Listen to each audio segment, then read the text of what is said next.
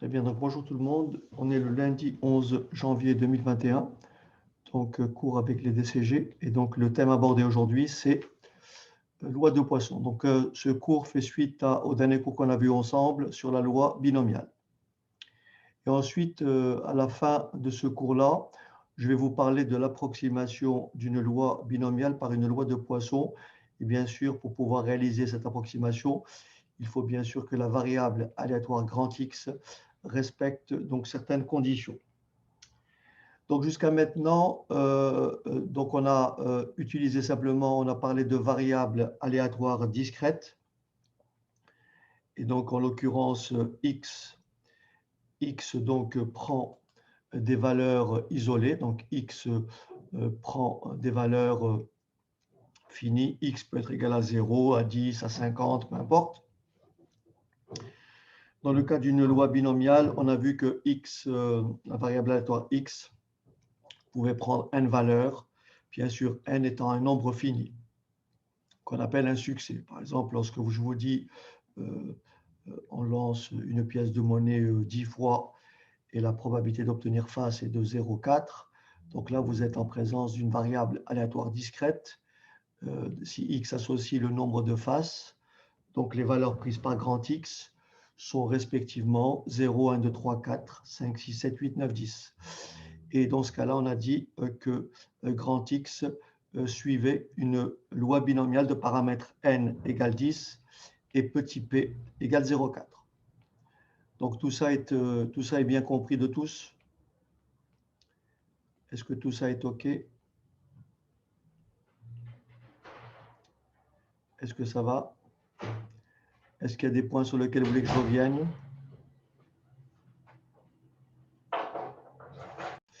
Dans le cas d'une loi de Poisson, donc on va certaines variables aléatoires. Donc certaines variables aléatoires. Donc on a dit que on a défini une variable aléatoire grand X, vous vous rappelez, et on a parlé d'une application de oméga dans R. Donc là, ça sera une application de oméga, ça sera une application grand X de oméga dans l'ensemble des entiers naturels. Et donc, X de oméga, donc l'univers image, ce sont tous les résultats possibles, je ne sais pas moi, R0, R1, R2, R3, Rn, et ainsi de suite. D'accord? Donc, on va prendre le cas le plus simple, comme on a dit, c'est le cas où l'univers image, X de oméga, c'est tout simplement l'ensemble des entiers naturels. Et vous savez que l'ensemble des entiers naturels est un ensemble infini.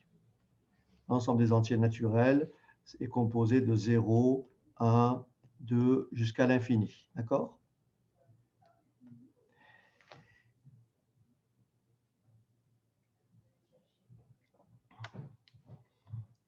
Donc ici, on peut s'intéresser aux variables aléatoires qui ont pour univers image un ensemble d'entiers naturels, donc l'ensemble des entiers naturels. Et on va prendre comme exemple ici la variable aléatoire de Poisson. Donc lorsqu'on vous dit que grand X, la variable aléatoire grand X, lorsqu'on dit que la variable aléatoire grand X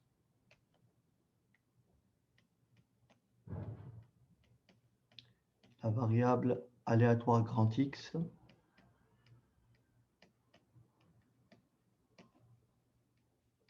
suit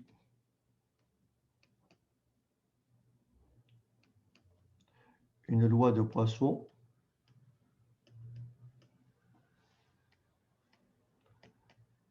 contrairement à la loi binomiale où l'univers image est fini. Dans le cas de la loi binomiale, j'ai cité l'exemple précédent où x pouvait prendre des valeurs de 0 à 10 lorsqu'on lance une pièce de monnaie 10 fois. Dans le cas d'une loi de Poisson, x peut prendre toutes les valeurs de n. X peut prendre toutes les valeurs de n. Donc ici, X est une loi de probabilité à variable aléatoire infini, contrairement au cas de la loi binomiale. Donc voilà pour l'introduction. On va maintenant définir ce qu'est une loi de Poisson. Et voilà ce qu'il faut retenir. Donc je vous laisse noter ça après. On dit qu'une variable aléatoire suit une loi de Poisson lorsque la probabilité d'une occurrence d'abord est très faible. La loi de Poisson est aussi appelée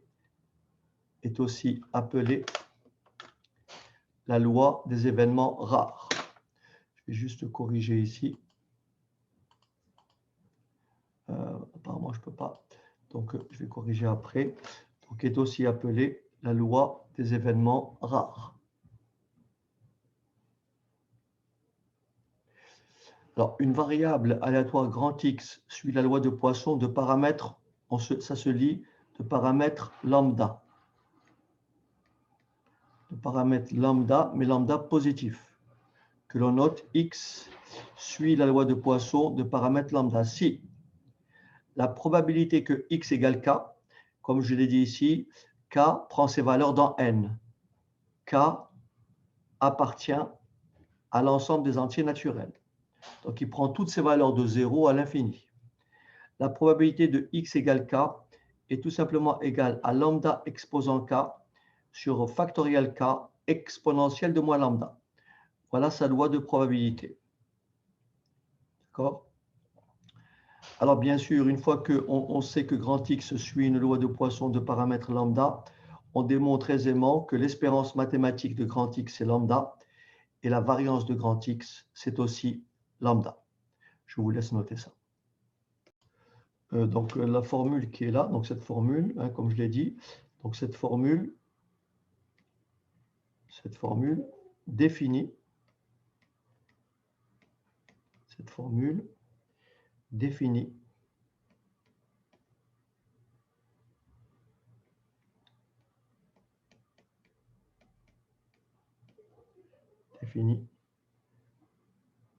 donc sa loi de probabilité, appelée loi de Poisson.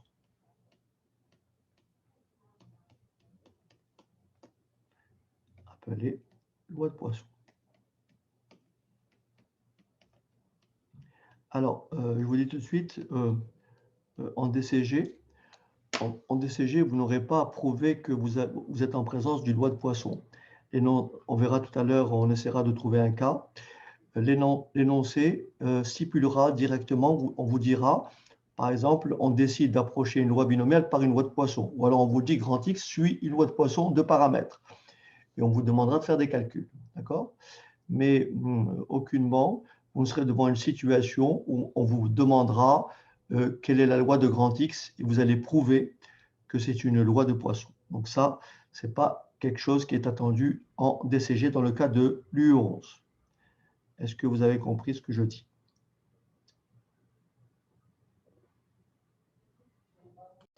Alors, quelques exemples d'application, du champ d'application de la loi de Poisson. Par exemple, comme variable de Poisson, on peut citer le nombre d'erreurs dans une page, de typographie dans un livre, le nombre d'anomalies dans des produits fabriqués en grande quantité, par exemple le nombre d'appels téléphoniques à un standard, le nombre de clients qui vont se présenter à un guichet, par exemple, je ne sais pas, un guichet de poste, le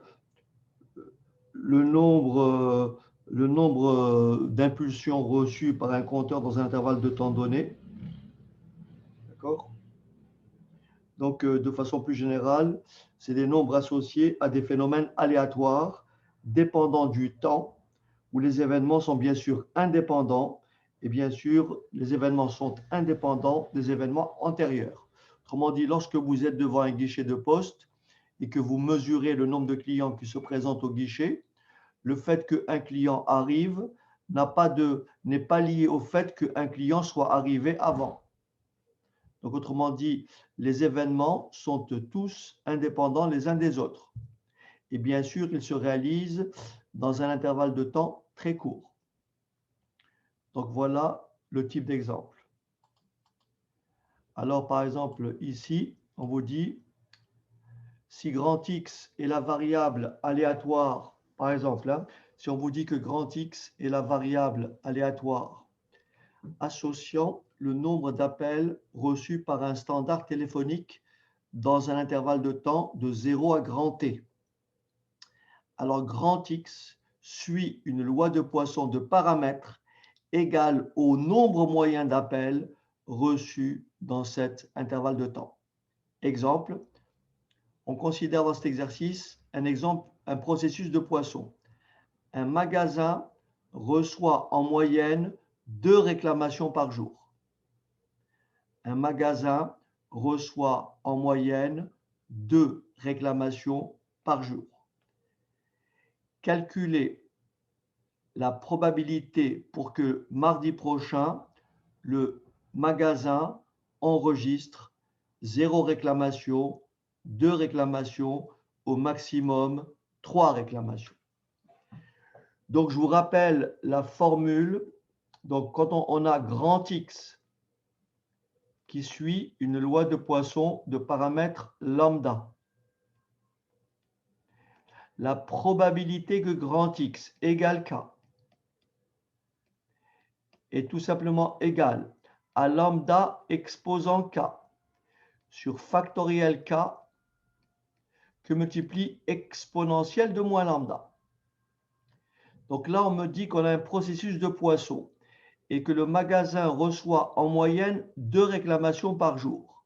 Ça veut dire que grand X suit une loi de Poisson de paramètre 2. Grand X suit une loi de Poisson de paramètre 2.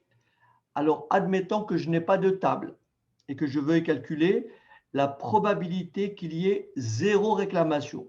Donc, je vais écrire la probabilité que grand X soit égal à 0. Et donc, je vais remplacer K par 0 dans la formule. Je vais remplacer lambda par 2 dans la formule.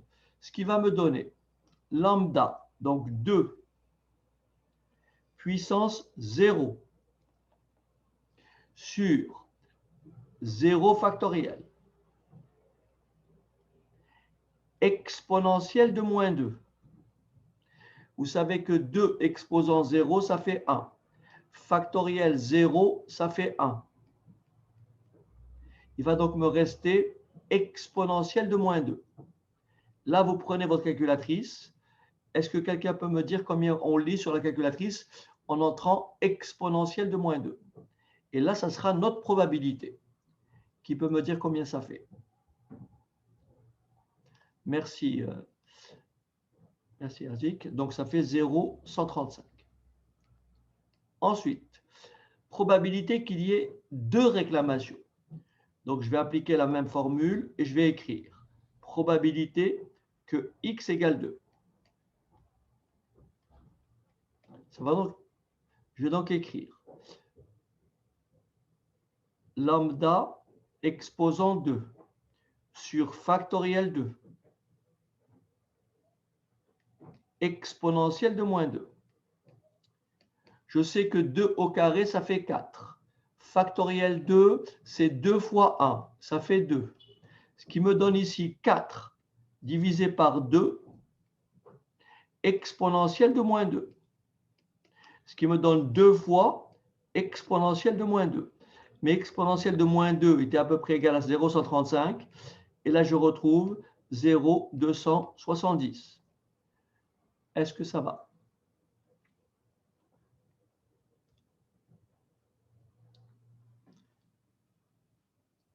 Tout le monde a bien compris? Oumema? Oumou? Ouchra? OK. Maintenant, on me dit au maximum 3 réclamations. Comment je traduis au maximum 3 réclamations? Au maximum 3 réclamations, s'écrit P de X plus petit ou égal à 3. C'est-à-dire P de X égale 0 plus P de X égale 1 plus P de x égale 2 plus P de x égale 3. Est-ce que tout le monde a compris? Et ensuite, j'applique individuellement ma formule. Pour 0, je viens de le faire. Pour 2, je viens de le faire. Vous le faites pour 1 et pour 3. Est-ce que ça va? Donc, pour 1, P de x égale 1, ça va être 2 exposant 1 sur factoriel 1 exponentielle de moins 2. Mais 2 exposant 1, ça fait 2, exponentielle de moins 2, et ça fait 270. 0, 270.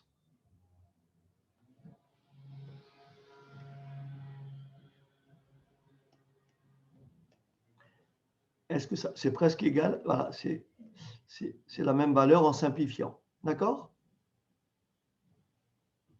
Puisqu'on retrouve la même chose. Et ensuite, vous le faites pour P de x égale 3. Et après, vous faites la somme des 3. D'accord? Donc, pour P de x égale 3, j'obtiendrai ceci. Là, bien sûr, j'ai vraiment arrondi. Hein, ce n'est pas tout à fait 270. Si quelqu'un peut me donner la réponse exacte, un peu plus affinée ici.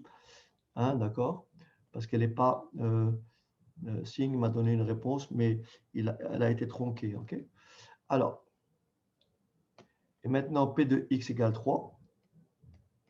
J'applique ma formule, lambda exposant 3 sur factoriel 3 exponentielle de moins lambda.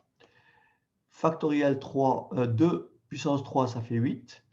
Factoriel 3, voilà, très bien. Donc, vous avez la réponse ici. Ici, c'est plutôt 0,135, 3. Donc, ici, ça serait 0,271. Donc là, ça serait 0,271. D'accord? Donc là, ça fait 8. 3 fois 2, donc exponentielle de moins 2. Donc ça fait 8 sur 6. En simplifiant, ça fait 4 tiers exponentielle de moins 2. Et là, ça fait combien à peu près?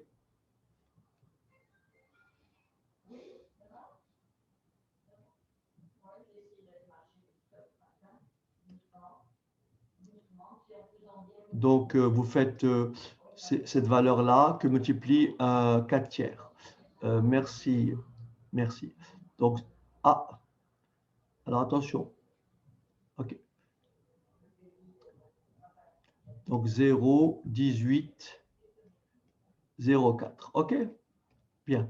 Et donc, la probabilité que x soit plus petit ou égal à 3, je vous laisse faire l'opération. C'est 1353 plus 0,271 plus 0,271 plus 0,1804. OK? Donc, voilà la probabilité que x soit plus petit ou égal à 3. Est-ce que tout le monde a compris?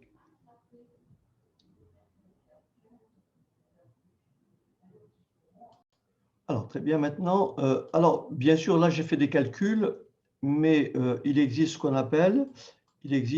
appelle des tables de la loi de Poisson. Donc là, si vous allez sur Internet, donc en fait, ici, la plupart des tables qu'on vous remettra en DCG, donc là, je n'en ai pas trouvé une. Donc là, je vous en montre une comme ça.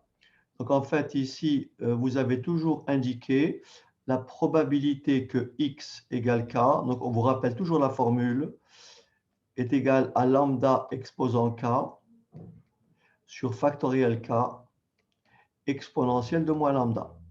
Et reprenons ce qu'on a vu tout à l'heure. Regardez bien, on a travaillé avec le paramètre lambda égale 2. Donc là, vous lisez le paramètre, vous voyez, paramètre 0,2, paramètre 0,3, 0,5, paramètre 1, paramètre 2, vous voyez, et on retrouve bien les résultats. Pour k égale 0, vous voyez, vous lisez k égale 0 et lambda égale 2. Et vous lisez bien cette valeur-là pour 0,135. Là, c'est pour pour k égale 1, d'accord? Et pour k égale 2, on a dit qu'on a trouvé à peu près la même valeur. Est-ce que ça va? Et pour k égale 3, on avait trouvé 0,180, vous vous rappelez? Donc, tous ces résultats-là, vous n'avez pas forcément, lorsque le paramètre est tabulé, autrement dit, lorsque vous avez à calculer une probabilité et que le paramètre lambda se trouve dans la table, vous n'avez pas à appliquer cette formule. Vous n'appliquerez cette formule que si lambda n'est pas dans la table. Est-ce que vous m'avez compris? Hein, vous appliquerez cette formule. Par exemple, si on vous dit que x, si je vous dis que x suit une loi de Poisson, si x suit une loi de Poisson de paramètre 1,3, ben vous ne pouvez pas utiliser la table. Donc, vous êtes obligé de travailler avec la formule. Est-ce que c'est bon? Parce que 1,3 ne figure pas là-dedans.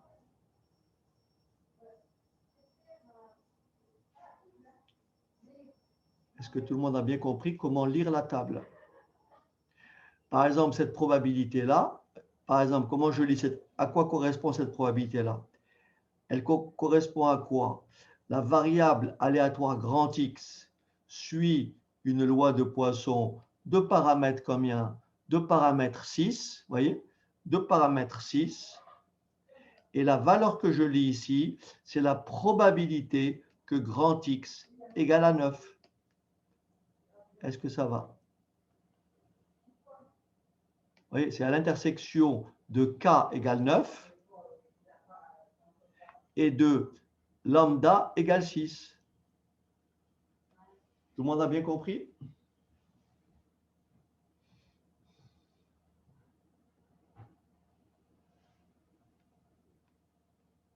Encore une fois, si le paramètre lambda n'est pas tabulé, on utilise la formule. C'est pour ça que la formule, elle vous sera toujours communiquée en annexe. Soit dans la table, soit en annexe. Est-ce que ça va?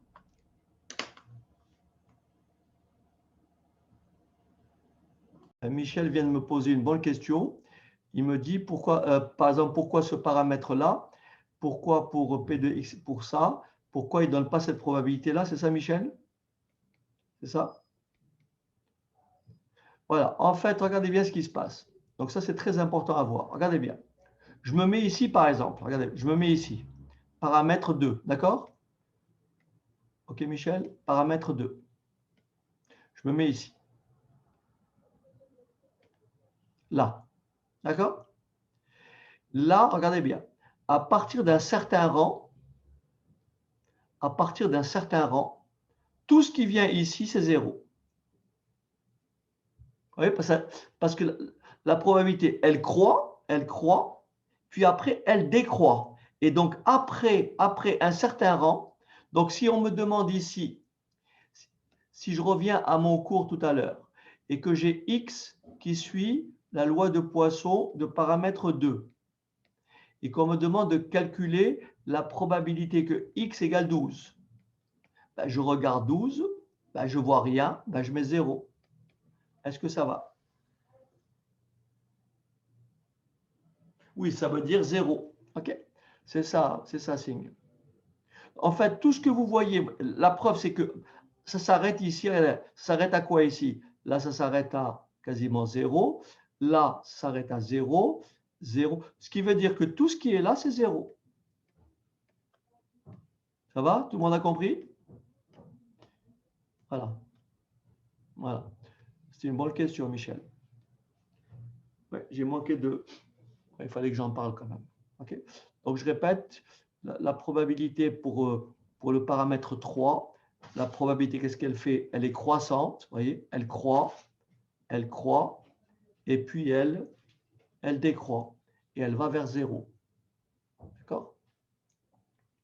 Autrement dit, tout simplement, lorsque vous écrivez cette formule, lorsque vous avez P de X, P de grand X égale K, et que vous avez lambda exposant K sur factoriel K, exponentielle de moins lambda, eh ben, la limite de ce calcul-là, d'accord? La limite de ce calcul-là, lorsque k tend vers plus l'infini, la limite c'est 0. Est-ce que ça va? Donc, à partir d'un certain rang, à partir d'une certaine valeur de k, ce résultat-là vous mène vers 0. Est-ce que ça va? OK. Alors, premier exercice que je vous laisse faire. Un livre de 250 pages contient 350 fautes de typographie distribuées au hasard dans ce livre. Soit grand X la variable aléatoire qui mesure le nombre de fautes par page.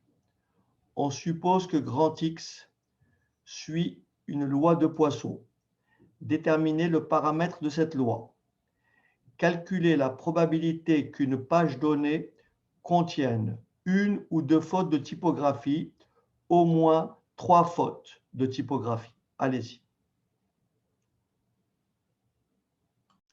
Alors ici, on me dit, d'abord, nous avons ici un phénomène de Poisson, puisqu'on me dit que grand X donc, suit une loi de Poisson, et on me demande le paramètre de cette loi.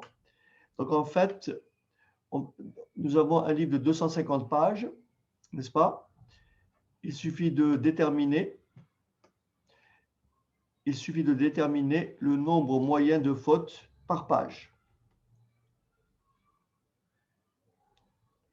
Donc, le nombre moyen de fautes par page, c'est tout simplement 350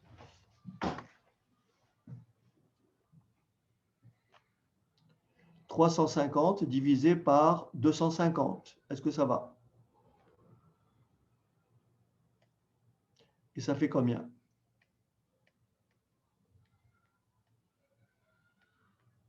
Donc, ça fait 1,4. Donc, on peut dire que grand X suit une loi de Poisson.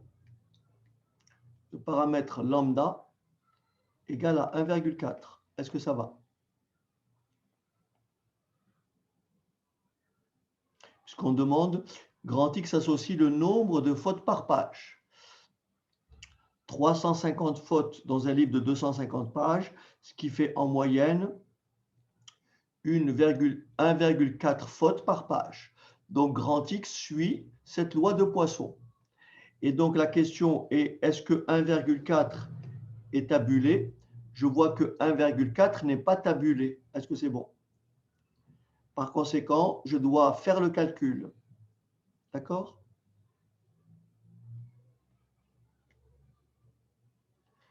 Donc, on me demande la probabilité qu'une page donnée contienne une ou deux fautes. Ça veut dire quoi, une ou deux fautes? C'est P de X égale 1 plus P de X égale 2. Est-ce que ça va? Parce qu'on me dit une ou deux fautes.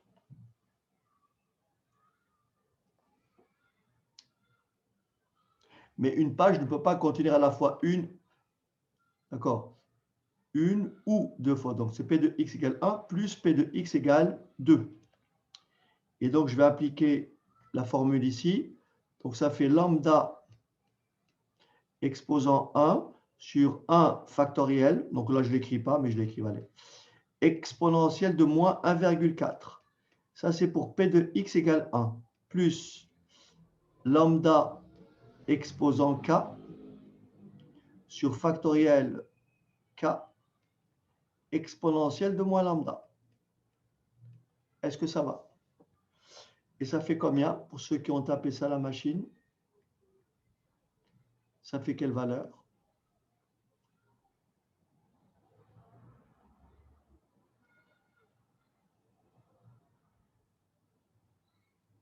On me dit ça fait 0,3452 plus 0,2417. C'est ça, Michel?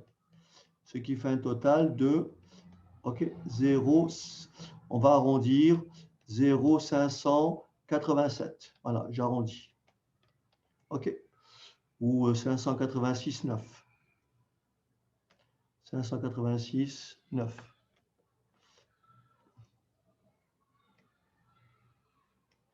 Est-ce que ça va?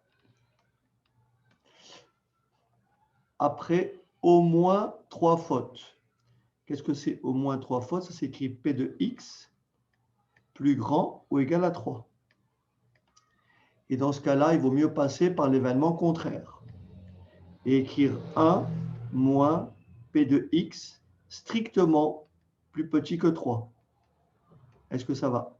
Ce qui vous donne 1 moins P de X égale 0 plus P de X égale 1 plus P de X égale 2. Est-ce que ça va? Donc, pour 1 et 2, cette somme-là, je l'ai déjà calculée ici, d'accord? Donc, ça me donne tout simplement au final, la probabilité que x plus grand ou égal à 3 est égal à 1 moins, alors pour 0, c'est facile, lambda exposant 0, ça fait 1, factoriel de 0, ça fait 1, donc ça me laisse exponentielle de moins 1,4, plus x égale 1, x égale 2, j'ai fait le calcul ici, 0,58, 69. Et combien ça fait au final? 1 moins.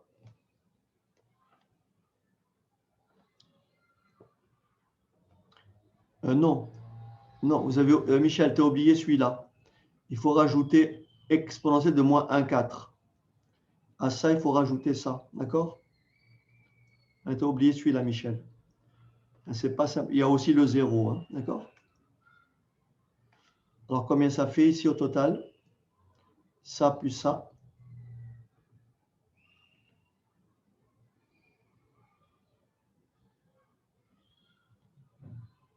58, 59 plus exponentielle de moins 1,4. Merci. Merci. Alors, ça fait 0, 0,83, 35. 0,83, 35. Donc, en soustrayant, ça fait 0, 1, 6, 6, 5. OK.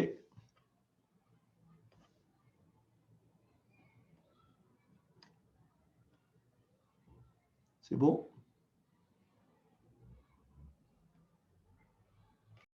Allez, on continue. Un autre petit exercice. Est-ce que... Voilà. Donc ici, nous avons ceci. Des appels à un standard téléphonique sont effectués 2 fois tous les quarts d'heure. Calculez les probabilités que le nombre d'appels en 1 heure soit de 12, supérieur à 12. Allez-y.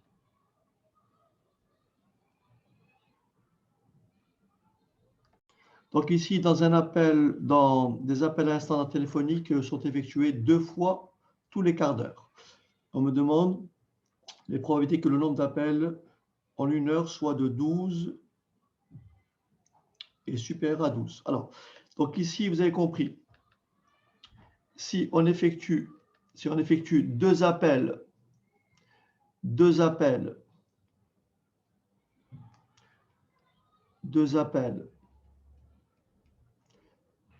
toutes les 15 minutes, d'accord?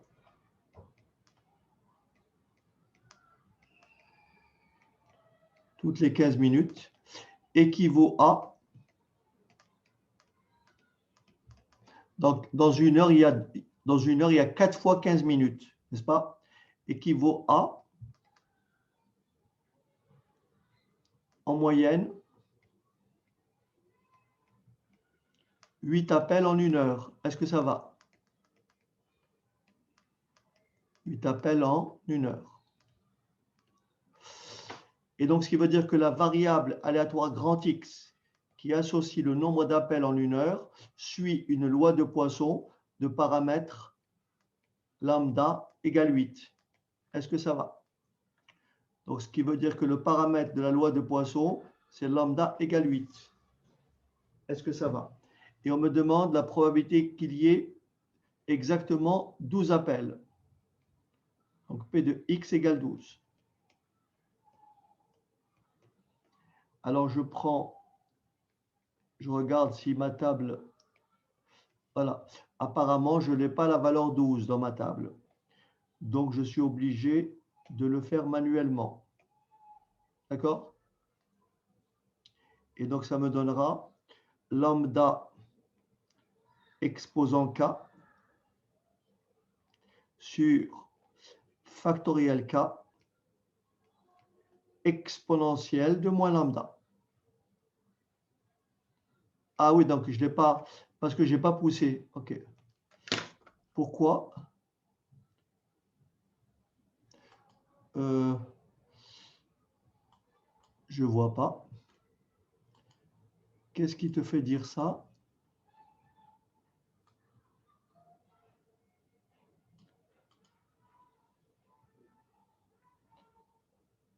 Oui, c'est lambda. Ah oui, ah merci. Ouais. Bien vu. Bien vu. Merci.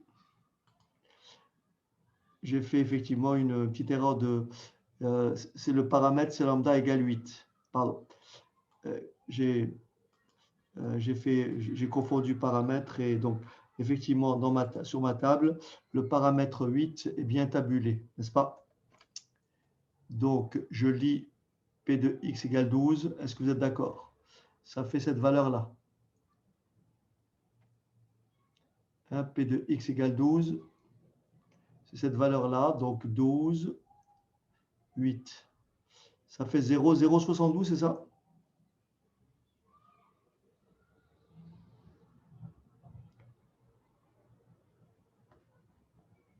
Alors attendez, je vais...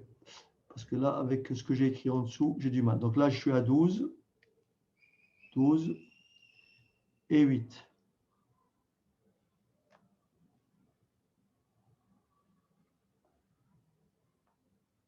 Donc je lis 0,048, c'est ça? OK. Donc je lis bien 0,048. Donc cette probabilité-là, elle est de 0.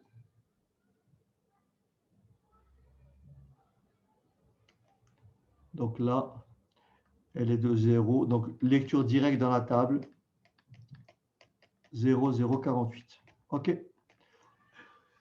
Est-ce que tout le monde est d'accord? OK. Maintenant, on me dit supérieur ou égal à 12. Est-ce que vous êtes d'accord avec moi? Supérieur ou égal à 12, compte tenu de ma table, voyez, compte tenu de ma table, je vois très bien que j'ai plus vite fait de faire la somme de ce qui vient après. Vous avez compris? Il dit supérieur à 12. Oui, c'est ça, Michel. Supérieur à 12, c'est P de x plus grand que 12. Est-ce que ça va? C'est plus facile puisque ce qui me reste à parcourir est plus court, hein, vous avez compris. Donc, il est plus facile de faire la somme de 13 jusqu'à obtenir 0. Est-ce que ça va? Donc, supérieur à 12, ça fait tout simplement ce qui vient ici. Est-ce que ça va? Ce qui veut dire 0,03 plus 0,017 plus 0,09 plus 0,05 plus 0,02. Et combien ça fait au total ici? Quand je fais cette somme-là,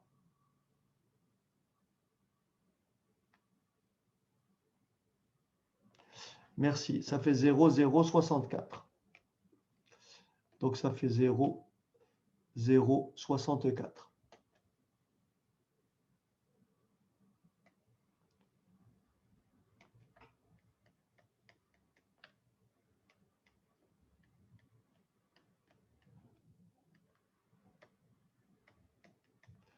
OK.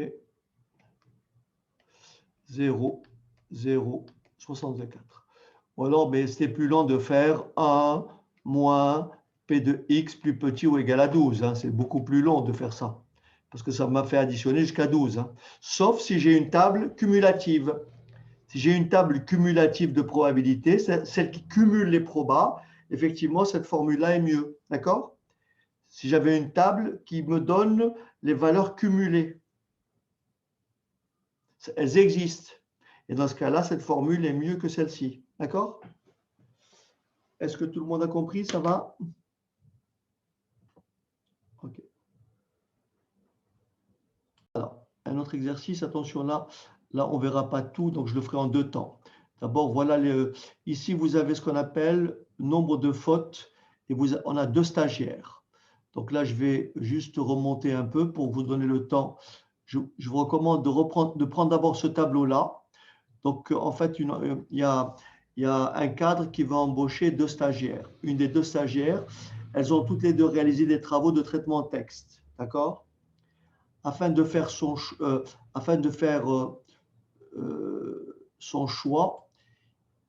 il relève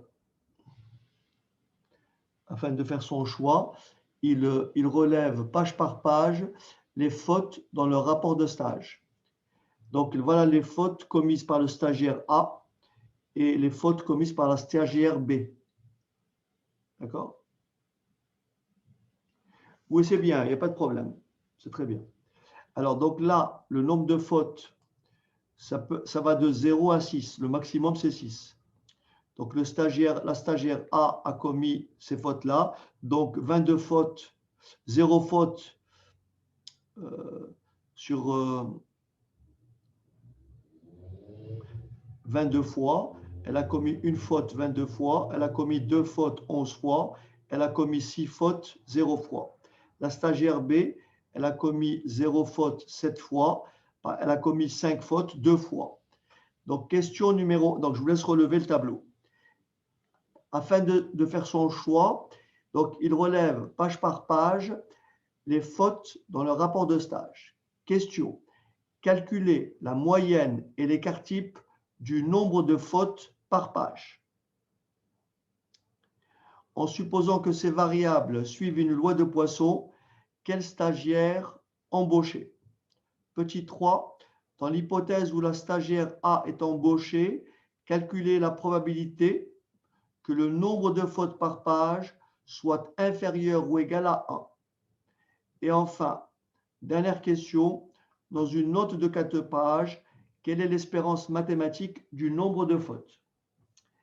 Alors, avant de faire l'exercice, j'aimerais que vous compreniez ceci. Lorsqu'on a une loi de Poisson de paramètres lambda,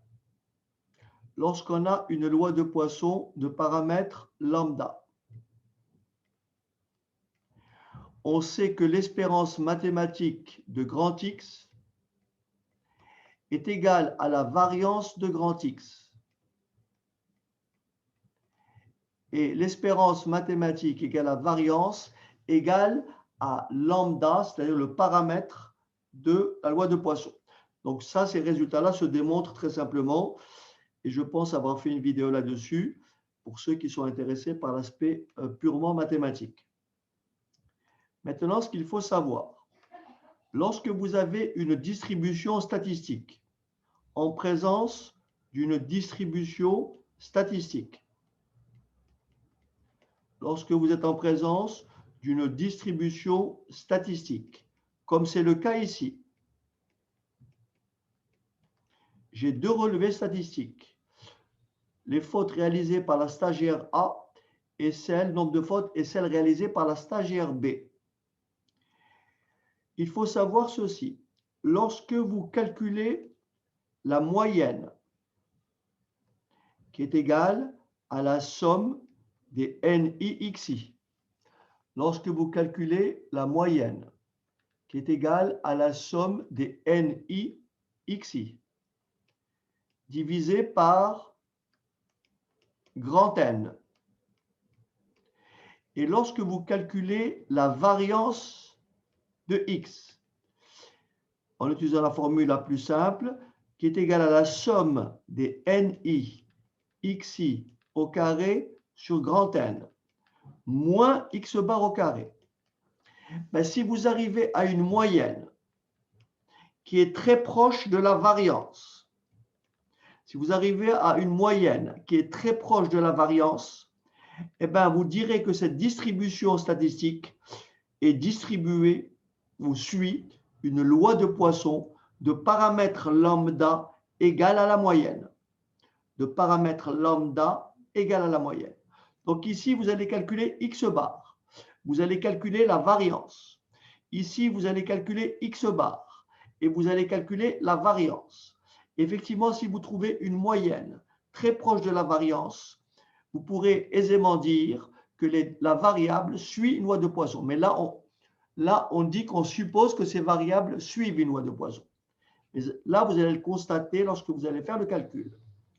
Alors, le jour du DCG, en principe, pour l'U11, on ne vous demandera pas de faire ces calculs-là.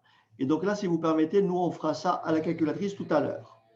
Donc, je vous laisse manipuler ces chiffres et ensuite, on reviendra sur le corrigé. D'accord? Allez. Alors, si vous voulez bien, on va essayer de corriger donc. Donc, étape numéro 1, on va calculer la moyenne et l'écart type dans les deux cas. Mais pour calculer l'écart type, il faut d'abord calculer la variance. Alors, ce que je vous propose de faire, c'est de le faire sous Excel. Donc, très rapidement, voilà ce que ça donne. Je vais donc ouvrir une page. Ah, donc là, on va rentrer pour l'élève A, XI, NI. Donc, pour l'élève B, XI.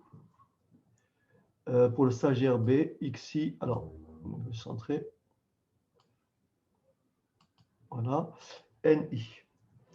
Est-ce que quelqu'un peut me dire, donc là c'est 0, 1 jusqu'à 6, d'accord? Jusqu'à 6. Et donc là, 0, 1 jusqu'à 6. D'accord, donc là je vais grossir un peu tout ça.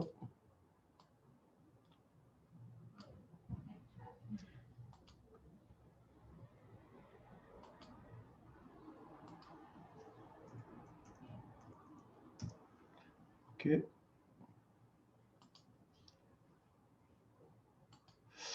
Alors, quelqu'un peut me dicter le nombre de fautes? Ici, le nombre de fois. Alors, 22. Oui. Ensuite, encore 22. Oui. Alors, après pour 2, 11. Ensuite, 4.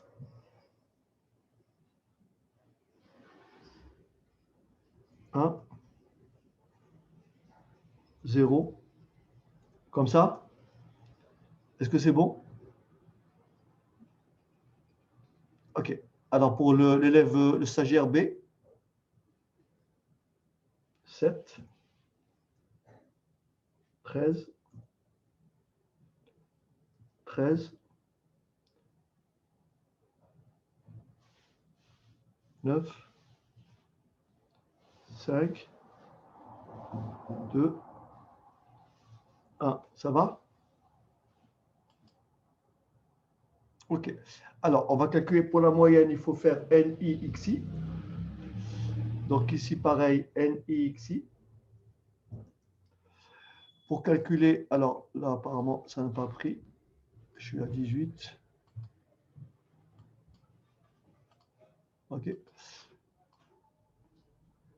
Finalement, tu m'avais pas acheté le four. Ah, j'ai oublié. NIXI. Alors, NIXI carré.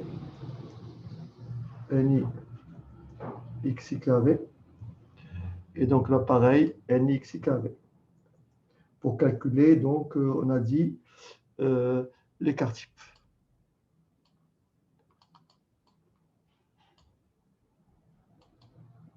Alors, pour NXI, on fait égal, donc on fait cette cellule que multiplie cette cellule que je recopie vers le bas.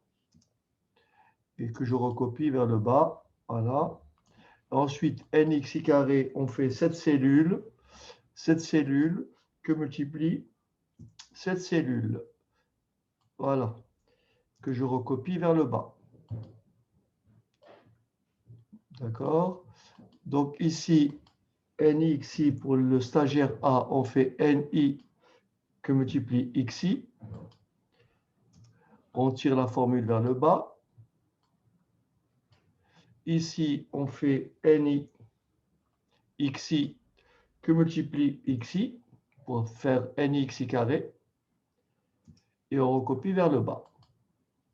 Et là, on va faire les totaux à chaque fois. Donc, les totaux, c'est très facile. Je me place là, le signe somme.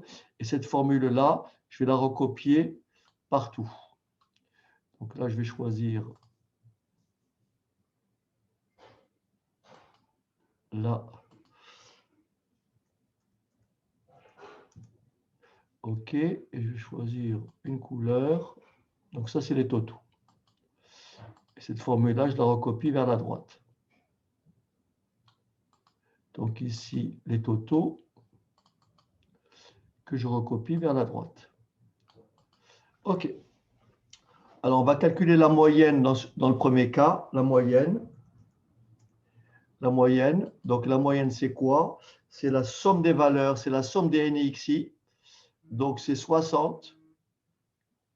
C'est 60. Excusez-moi.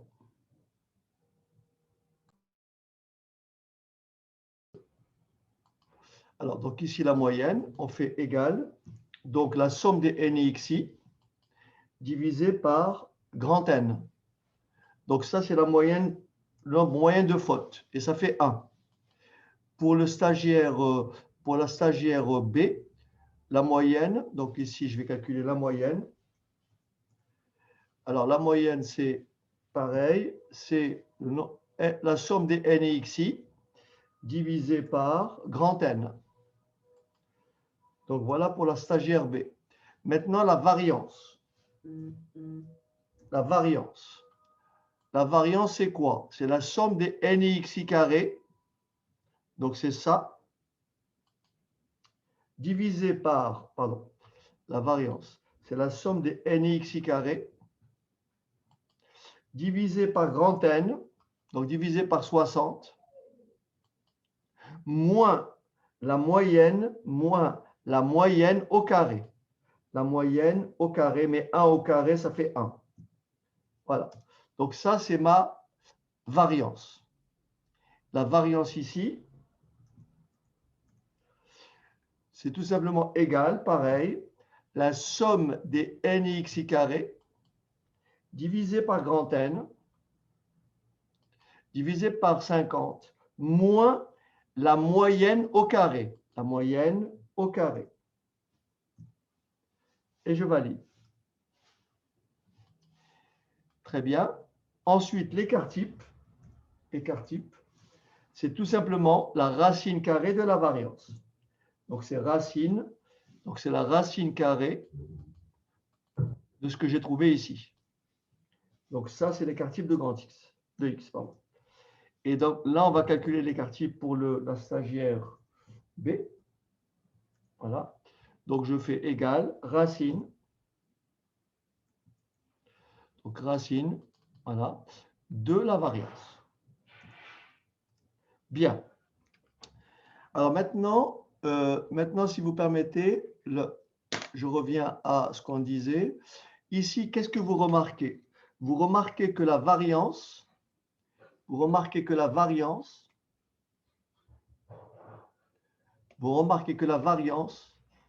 est très proche de la moyenne.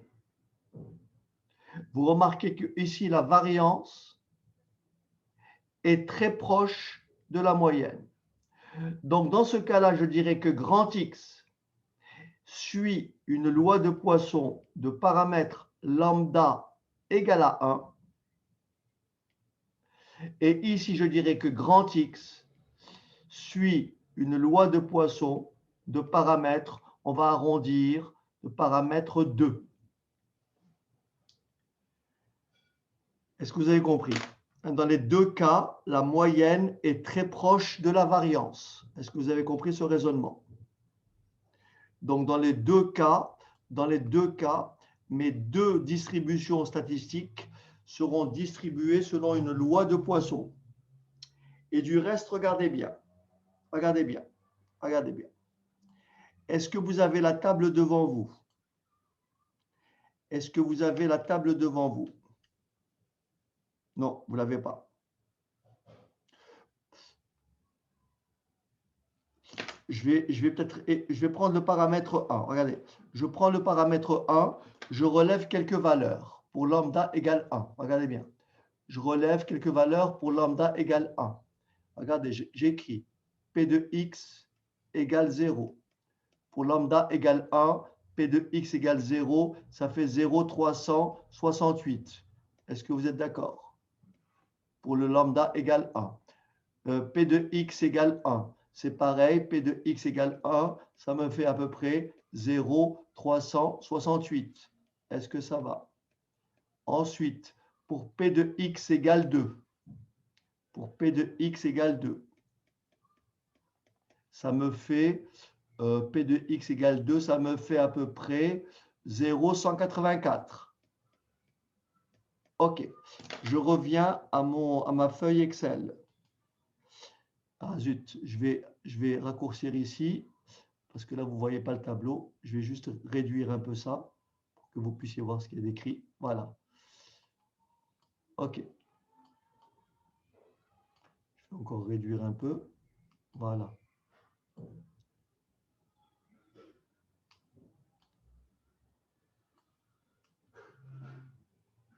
Alors, regardez bien. Regardez ici. Vous êtes d'accord avec moi que là, je vais insérer ici une cellule, insertion, et je vais calculer ici une fréquence. Regardez bien, je vais calculer la fréquence. La fréquence, c'est quoi? C'est NI divisé par grand N. Regardez bien. NI divisé par grand N.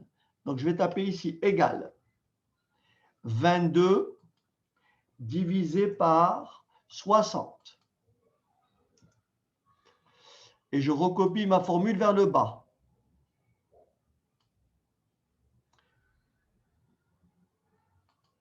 Je recopie ma formule vers le bas.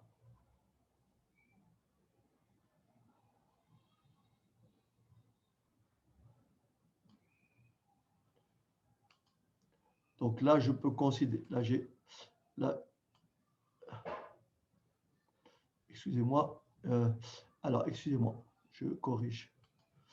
Donc là, j'ai fait FI divisé par B9. Ah oui, d'accord. B9, j'aurais dû figer la cellule. Je suis désolé.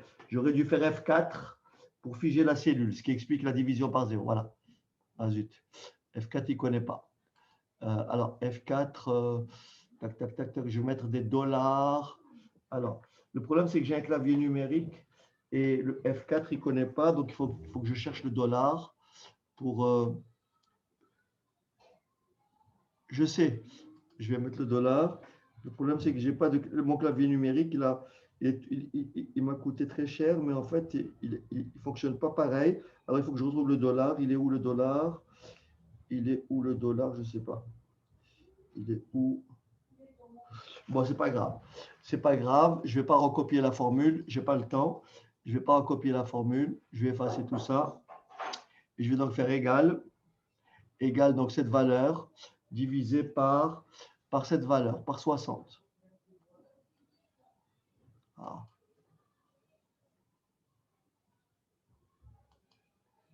Cette valeur divisé par 60. Etc. Cette valeur divisé par 60. Et qu'est-ce que vous remarquez? Regardez P de x égale 0. Regardez cette valeur. Regardez cette valeur. Regardez cette valeur ici. Vous voyez, la fréquence est très proche de la probabilité. Est-ce que vous avez compris? C'est pour ça que cette distribution en statistique peut être approchée par une loi de Poisson. Regardez, pour P de x égale 1, vous avez une valeur très proche. Est-ce que ça va? Et pour P de x égale 2, vous avez des valeurs très proches. Est-ce que vous avez compris? Donc, dès que vous avez une distribution statistique dans laquelle la moyenne est très proche de la variance, vous pouvez conclure en disant que cette variable suit une loi de Poisson de paramètres égale à la moyenne. Donc ici, le paramètre, c'est 2. Est-ce que ça va?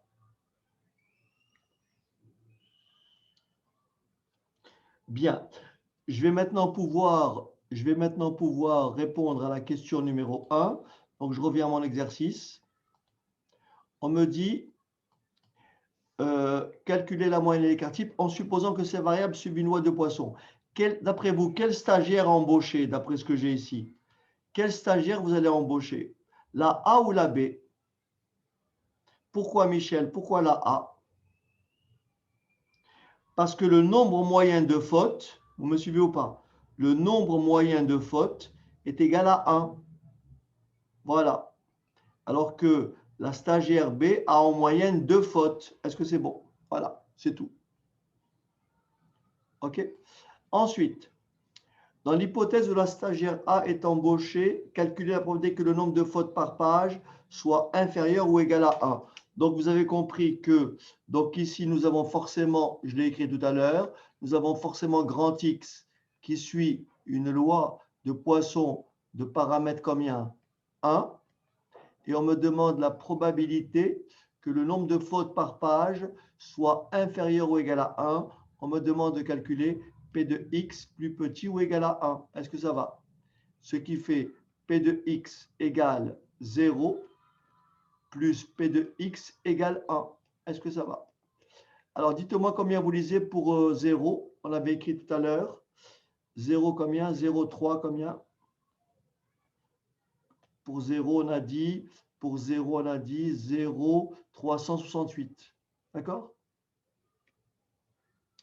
Donc, ça fait 0,368 plus 0,368. Est-ce que ça va?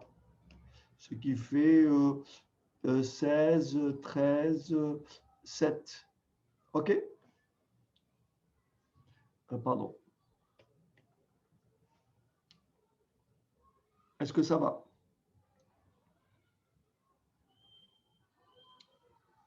Ensuite, maintenant, nous avons une autre question. Nous avons maintenant une autre question qui dit, dans une note de 4 pages, quelle est l'espérance mathématique du nombre de fautes? Dans une note de 4 pages. Donc, dans une note de 4 pages, on sait que grand X suit une loi de Poisson de paramètre 1. Donc, dans une note de 4 pages, grand Y est forcément égal à 4 fois grand X. Est-ce que ça va? Puisque pour une page, grand X suit une loi de Poisson de paramètre 1. Et l'espérance de grand X, c'est 1. Est-ce que ça va? Et là, on me demande pour 4 pages. Est-ce que tout le monde suit?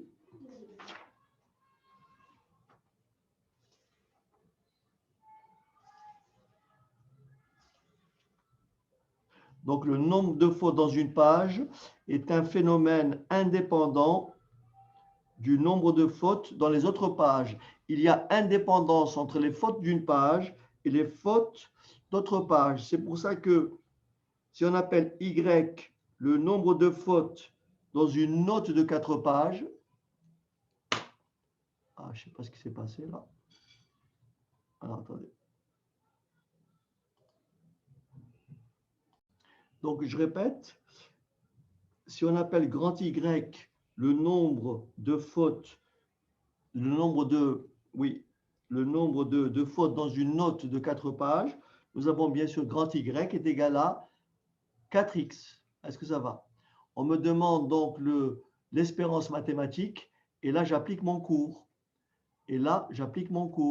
Donc, l'espérance, rappelez-vous, opération sur les variables aléatoires qu'on a déjà vues.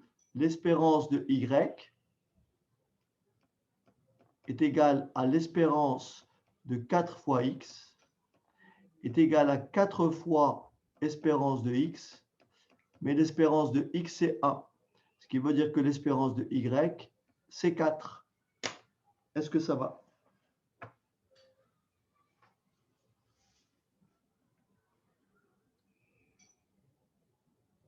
Bien. Alors, il y a un autre point à rajouter avant de passer à l'approximation d'une loi binomiale par une loi de Poisson. Donc, il y a un point que je dois rajouter, c'est celui-ci.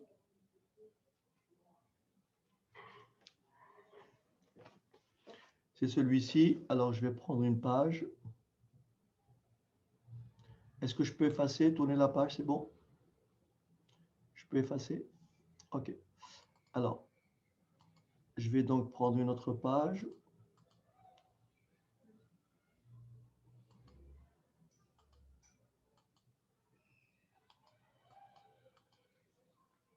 Alors, voilà ce qu'il faut retenir.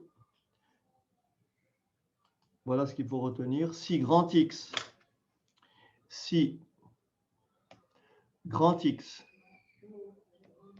suit une loi de Poisson de paramètre lambda 1 et Y suit une loi de Poisson de paramètre lambda 2 et que grand X et grand Y sont indépendantes. Les variables aléatoires grand X et grand Y, on les suppose indépendantes.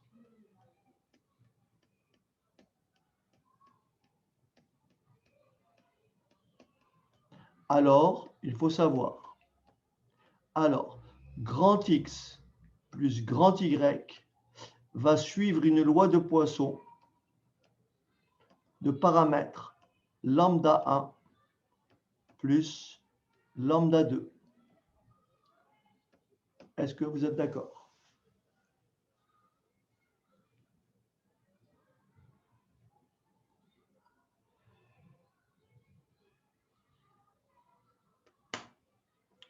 Donc, on fait la somme des paramètres lorsqu'on additionne les deux variables. Alors là, j'ai pris deux variables, mais ça peut être n variables. Donc, si vous avez n variables aléatoires, x1 qui suit une loi de Poisson de paramètre lambda 1, x2 qui suit une loi de Poisson de paramètre lambda 2, et xn qui suit une loi de Poisson de paramètre lambda n. Il faut savoir donc que x1 plus x2 plus xn, bien sûr à condition qu'elles soient toutes indépendantes 2 à 2, plus xn va suivre une loi de Poisson de paramètre lambda 1 plus lambda 2 plus lambda n. OK? Voilà.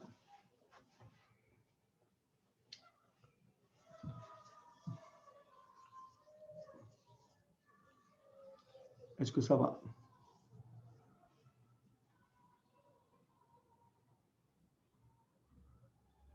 Je vous laisse noter ça.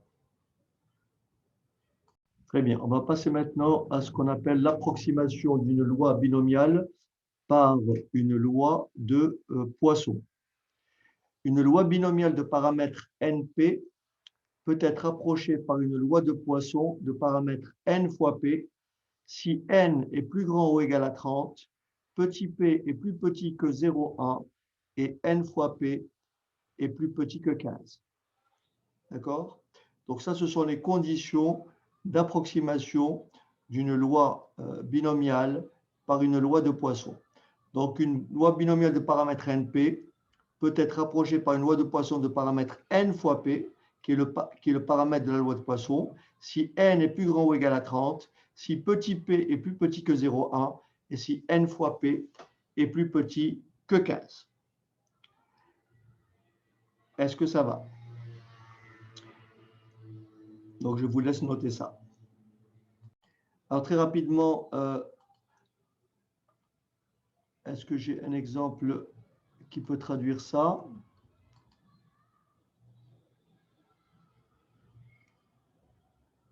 Voilà. Allez, je vous laisse répondre à cette question. Dans une production, il y a 2% d'articles défectueux. On prélève un échantillon de 100 articles. On suppose que la production est suffisamment importante pour que le tirage soit assimilé à un tirage avec remise. Soit grand X, la variable aléatoire qui associe le nombre d'articles défectueux. Quelle est la loi de grand X? On décide d'approcher cette loi par une loi de probabilité que l'on nommera et dont on calculera le paramètre. Vérifiez que les résultats obtenus pour x égale 0 sont très proches pour les deux lois. Allez-y. Très bien. Donc ici, voilà ce qu'on peut dire. Vous êtes d'accord avec moi qu'on est en présence, de 100 épreuves indépendantes, n'est-ce pas? On est en présence de 100 épreuves indépendantes présentant chacune deux issues. Soit l'article est défectueux avec une probabilité de 0,02, soit il n'est pas défectueux avec une probabilité de 0,98. Par conséquent, la variable aléatoire grand X, qui associe le nombre d'articles défectueux, suit une loi binomiale, donc ça c'est la réponse à la question 1, suit une loi binomiale de paramètres n égale 100 et petit p égale 0,02. Maintenant, si je regarde ici les conditions d'approximation, si je calcule ici l'espérance de grand X, dans le cas d'une loi binomiale, l'espérance de grand X, c'est n fois p. Et donc là, j'ai 100 fois 0,02. Donc 100 fois 0,02. Donc l'espérance de grand X est tout simplement égale à 2. Tout le monde a compris que cette condition est satisfaite puisque n égale 100. Cette condition est satisfaite puisque petit p est égal à 0,02. Et cette condition est satisfaite puisque n fois p est égal à 2. Donc les conditions d'approximation d'une loi binomiale par une loi de Poisson sont donc remplies. On en déduit que la variable aléatoire grand X peut être approchée par une loi de Poisson de paramètre 2. Est-ce que tout le monde a compris?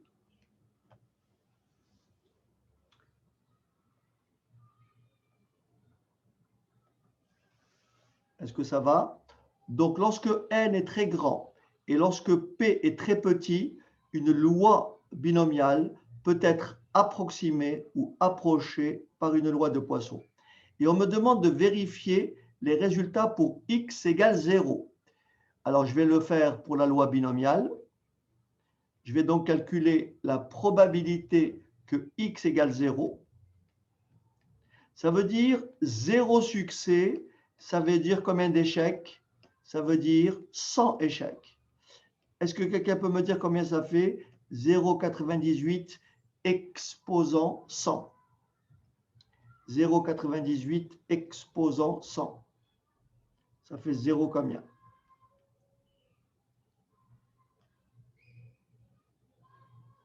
Merci. Ça fait 0,100 1326. Merci. Maintenant, je vais prendre la table de la loi de Poisson et je vais regarder la probabilité que x soit égal à 2. Vous voyez, x égale 0 pour le paramètre 2. Paramètre 2, c'est là. X égale 0, c'est là. Et combien je lis? 0,135. Est-ce que ça va?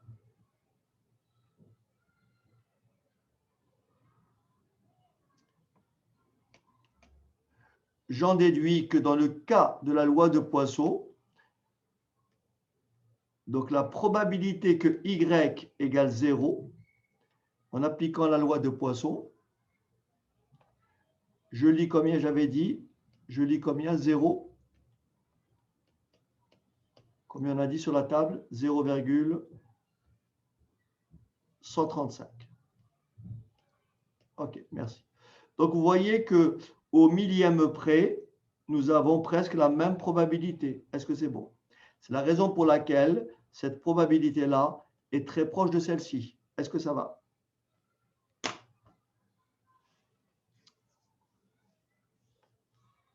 C'est bon?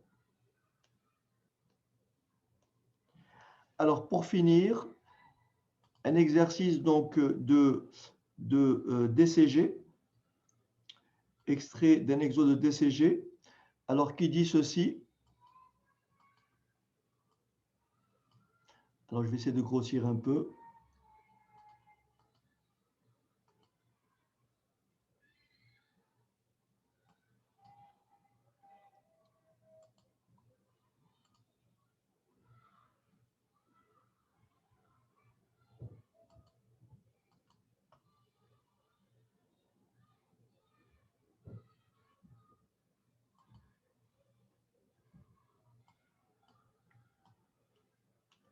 OK. Donc voilà l'exercice. L'exercice. Dans une société, dans la composition de la bière, etc., etc., je vous laisse lire tout ça. La société Houblon a constaté que sur 100 livraisons, 2 sont défectueuses. Sur 100 livraisons, 2 sont défectueuses. L'accord passé entre la société Houblon et son fournisseur Spice prévoit une pénalité de 5% du prix de vente dès qu'il y a au moins une livraison défectueuse pour 20 livraisons effectuées. À l'aide des annexes 7, 8 et 9, déterminer les paramètres de la loi binomiale de probabilité suivie par le nombre de livraisons défectueuses pour 20 livraisons réalisées. Sachant que les occurrences des défectuosités sont indépendantes, calculer la probabilité d'avoir au moins une livraison défectueuse. Deuxième question. Le fournisseur Spice propose une modification de la pénalité. Cette dernière s'appliquerait dès 3 livraisons défectueuses sur 50 livraisons effectuées, à l'aide de la loi de Poisson. Justifier son recours et déterminer la probabilité d'avoir 3 livraisons défectueuses au moins. La société Houblon a-t-elle intérêt à accepter cette modification contractuelle? Donc voilà ce que vous donne l'annexe pour que vous sachiez exactement ce que vous allez avoir. Donc là, c'est pour calculer. Là, vous avez une loi binomiale de paramètres NP. On vous rappelle les éléments. Et plus bas, on vous propose les conditions d'approximation.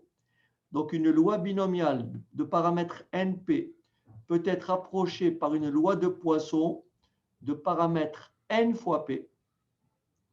Si N est plus grand que 30, P est plus petit que 0,1 et NP plus petit que 15. Et comme je vous l'ai dit tout à l'heure, le jour de l'examen, vous aurez le rappel de la formule, d'accord? Voilà. Et surtout la table qui se présente comme ceci. D'accord? Voilà. OK?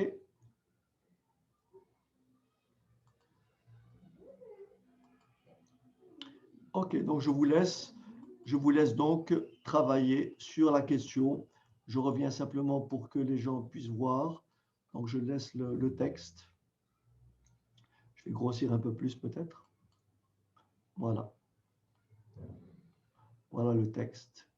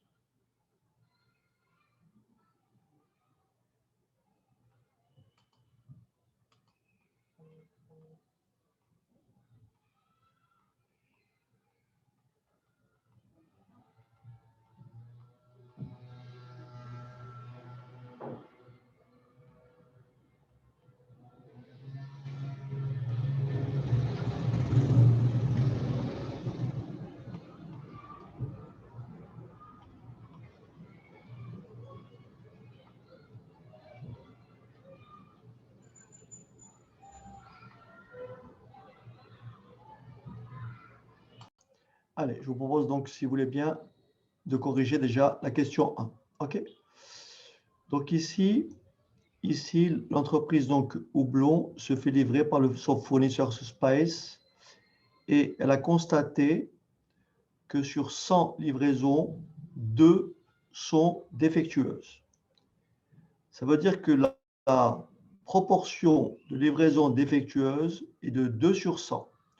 Donc la probabilité que la livraison soit défectueuse est donc de 2% ou de 0,02. Donc la question numéro 1, déterminer d'abord les paramètres de la loi binomiale. Bon, ils auraient pu demander, ils auraient pu plutôt dire pourquoi c'est une loi binomiale. Donc, très rapidement, vous êtes d'accord avec moi qu'on est en présence de combien?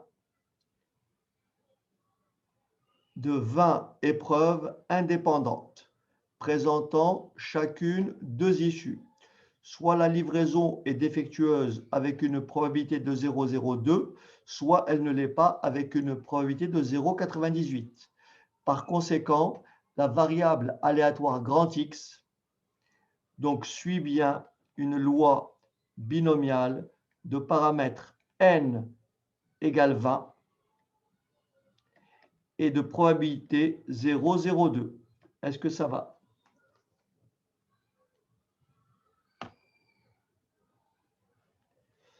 D'accord? Et on me dit calculer la probabilité d'avoir au moins une livraison défectueuse.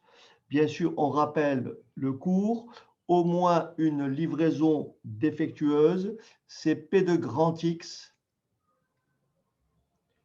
plus grand ou égal à 1. Et dans ce cas-là, il vaut mieux passer par quoi? Par l'événement contraire.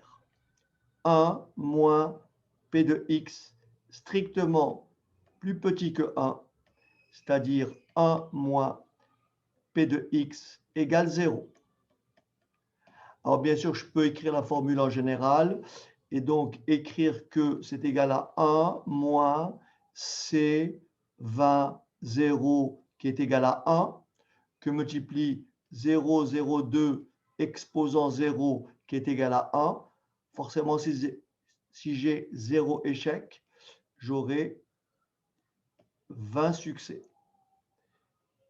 Ce qui donne 1 moins 0, alors dites-moi 0,66, 76, ce qui me donne à peu près 0,3324. Est-ce que ça va? Est-ce que vous êtes d'accord? Donc en fait, le client, la société Houblon, a combien? À 33,24% de chance de se faire indemniser. Est-ce que c'est beau? Donc la probabilité d'être indemnisé, d'accord, est de 33,24%. Est-ce que vous avez compris?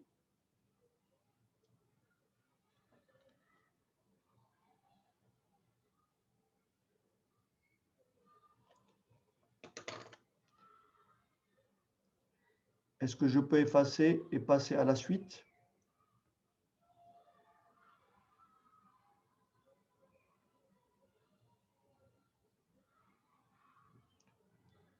C'est bon? Alors, j'efface. Et donc, on passe à la deuxième question. On passe à la deuxième question. On me dit le fournisseur Spice propose une modification de la pénalité. Cette dernière s'appliquerait dès 3 livraisons défectueuses sur 50 livraisons. Alors, regardez bien. Ici, nous avons modifié le nombre d'épreuves. Donc, au départ, nous avons X qui suit une loi binomiale de paramètres combien? 50. Tout à l'heure, on avait 20 livraisons. Maintenant, on en a 50. Donc, et avec la probabilité que la livraison soit défectueuse, elle ne change pas. est-ce que vous êtes d'accord avec moi que les conditions, que les critères d'approximation sont remplis pour approcher cette loi binomiale par une loi de Poisson? Tout le monde a compris que n est égal à 50. Et 50 est bien entendu supérieur à 30. Petit p est égal à 0,02, qui est inférieur à 0,1. Est-ce que ça va?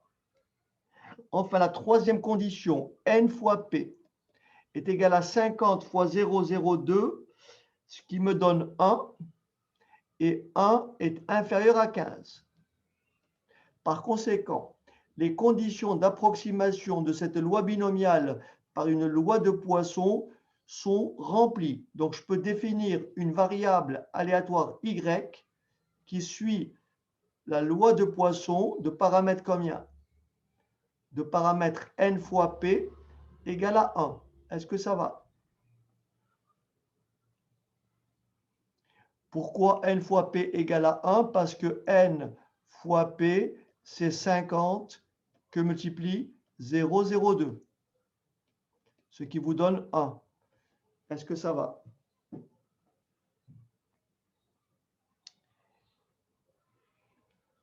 On me demande de déterminer la probabilité d'avoir 3 livraisons défectueuses au moins. Donc, on me demande de calculer la probabilité que y soit plus grand ou égal à 3. Est-ce que ça va? Ce qui est égal à 1 moins p de y strictement plus petit que 3.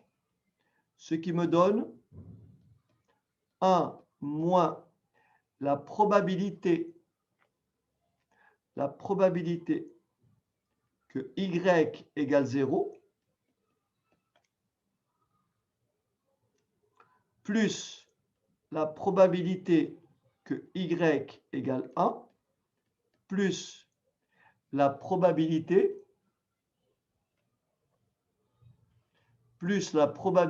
que y égale 3, 2.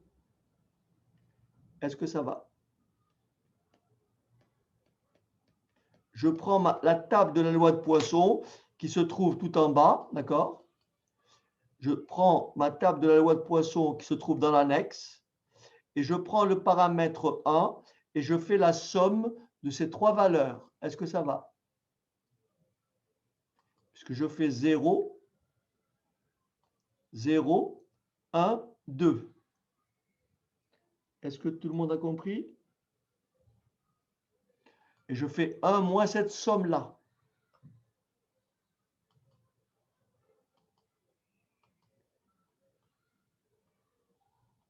Est-ce que quelqu'un peut me dire combien ça fait?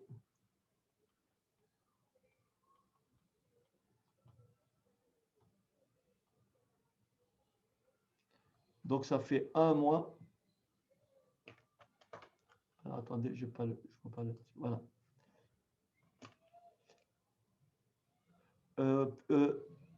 Tu peux juste me donner le calcul intermédiaire d'abord, s'il te plaît, avant de me donner le résultat final. Donc, c'est 1 moins combien?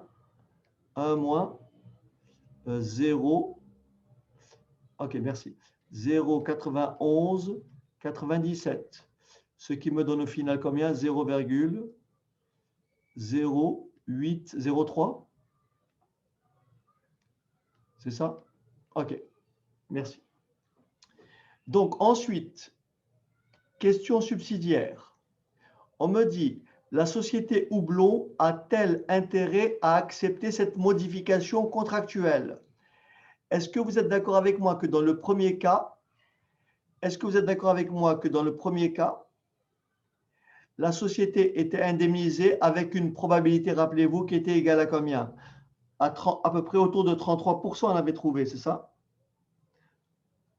Alors que ici, elle ne sera indemnisée qu'avec une probabilité de combien? De 0,08. Autrement dit, elle sera indemnisée que dans 8,3% des cas. Est-ce que c'est bon? Par conséquent, la société Houblon a intérêt à refuser cette modification tarifaire, cette modification de la pénalité. Est-ce que c'est bon? Tout le monde a compris que la probabilité d'être indemnisé dans ce second cas est nettement plus faible que celle qu'on avait trouvée précédemment. Voilà. Ainsi s'achève le cours sur la loi de Poisson et surtout ne pas oublier l'approximation d'une loi binomiale par une loi de Poisson. Prochaine séance, loi normale. Et approximation d'une loi binomiale par une loi normale. Voilà. Est-ce que vous avez des questions?